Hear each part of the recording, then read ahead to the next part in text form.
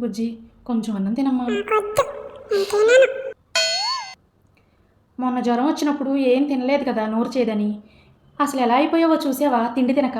అప్పుడే గూట్లోంచి జారిపడ్డ పక్షి పిల్లలాగా ఎలా ఉన్నావో తెలుసా? కొంచెం తినమ్మా. ఇంకా బతిలాడడం నా వల్ల కాదు. ఇదిగో అన్నం తింటావా తినవా? నానా వస్తున్నా. మా నాన్న అక్కడుంటాడు తెలుసా? నువ్వు అన్నం తినలేదనుకో, ఇలాగే నన్ను ప్రతిదానికి విసిగించావనుకో, నేను మా నాన్న దగ్గరికి వెళ్ళిపోతా. ఈ కాస్త తిను చాలు. పోని